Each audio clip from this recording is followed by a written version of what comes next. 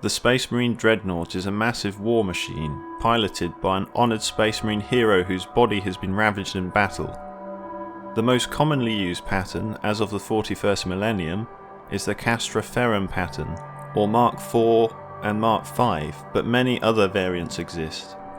A Space Marine Dreadnought is a large walking tank, which carries both powerful guns and lethal close combat weaponry, armoured to withstand all but the most powerful of enemy firepower, and often relied upon by Space Marine forces to tear an opening in enemy defences. Each Dreadnought contains a living being, permanently interfaced with the machine through a form of mind impulse unit. Dreadnoughts are surprisingly agile, able to walk and balance with the ease of a living creature. It is said that old prototype dreadnoughts of the Unification Wars could be piloted by non-Adeptus Astartes warriors, but later only Space Marines could be interred in them. The pilots within dreadnoughts are Marines who have suffered severe mortal wounds in battle, maimed and crippled beyond recovery.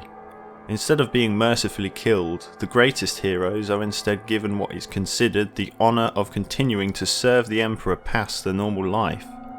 Once interred within the dreadnought, the Marine cannot leave the metal tomb and is destined for a life of endless battle until destroyed. Some are so ancient, their memories may extend back to the founding of the chapter and its earliest history.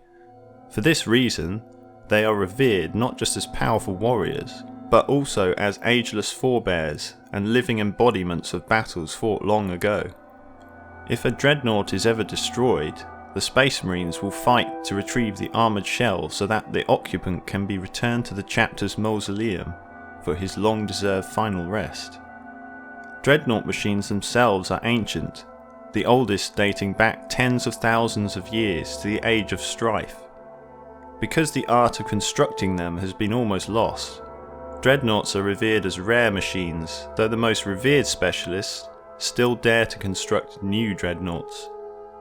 Dreadnoughts are armoured with ceramite and adamantium. Their muscles are formed of electrofibre bundles and magna coils. They are usually armed with weapons to suit a particular role, such as destroying other heavy armoured vehicles. Although a dreadnought can be damaged and disabled, it can survive unless the actual armoured tomb containing the occupant's form is destroyed.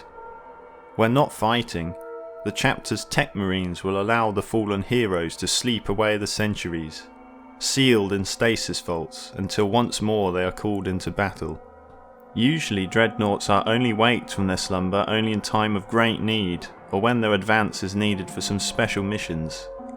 A dreadnought contains a speaker system with which the warrior can communicate with other Space Marines.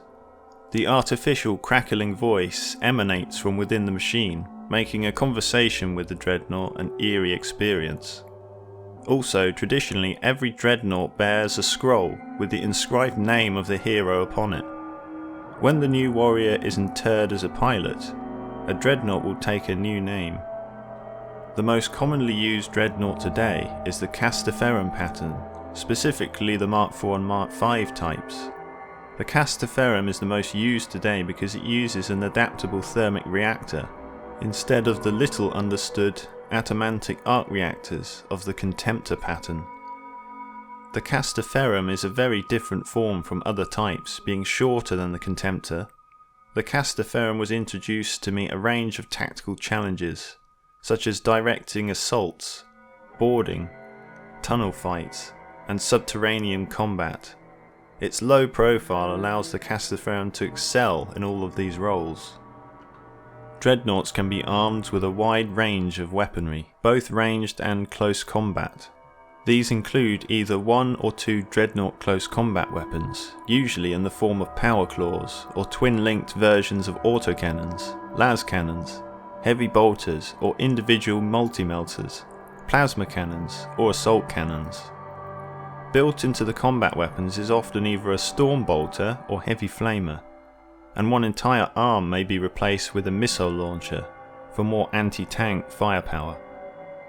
Looking more at the specific types of dreadnoughts, the Redemptor dreadnought is taller, broader, and more cunningly wrought than dreadnoughts of traditional designs. The Redemptor Dreadnoughts are powered by hyper-dense reactors and sophisticated fibre bundles. They can accelerate from a thudding stomp to a thunderous loping gant that shakes the ground, barreling definitely through hails of fire.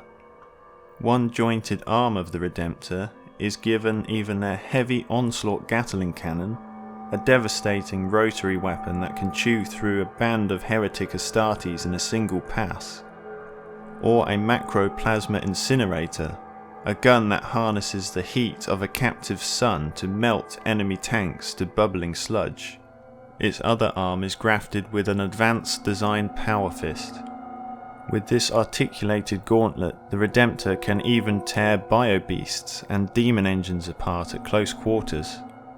Such is the miraculous design of the Redemptor's neural links that its entombed inhabitant can exercise control with surprising dexterity and speed.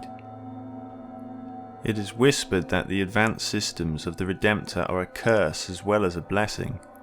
The Martian tech savants that first built these walking engines of destruction spared little thought for the health of the incumbent, seeing him as little more than another part to be interred or replaced as necessary.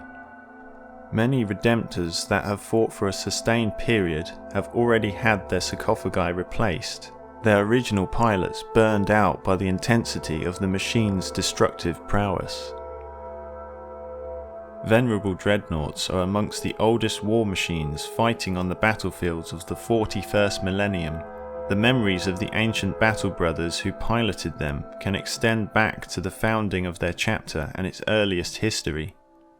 They are revered by other Space Marines, not just as potent warriors of legend, but also as ageless forebears and living embodiments of wars fought long ago. Venerable Dreadnoughts are keepers of tradition and custodians of knowledge, whose advice is sought by battle brother and chapter master alike, lending wisdom to strategy as they do fury to the battlefield. The Ironclad Dreadnought is amongst the most heavily armoured of combat walkers in the Space Marines' arsenal, fitted with thick slabs of ceramite plating and devastating short-range weapons. Enemy fire ricochets from the Ironclad's thick metal hide, while even anti-tank weaponry does little more than stagger it for a moment before it resumes its pounding advance towards the foe. The legendary figures interred within these precious war engines are the most aggressive and bloody-minded of all the Space Marines' living ancestors, warriors for whom even interment within a dreadnought sarcophagus has not dulled the joy of tearing through enemy warriors and toppling heretical fortifications at point-blank range.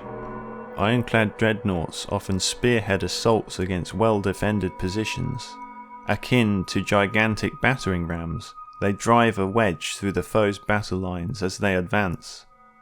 Their deployment often means a quick end to any siege, for when even a single ironclad reaches the walls of an enemy bastion, its seismic hammer will batter them down in mere moments, while its built-in melter gun can melt through even Proteus-class bunker doors. The Contemptor pattern dreadnought is a potent relic from another age.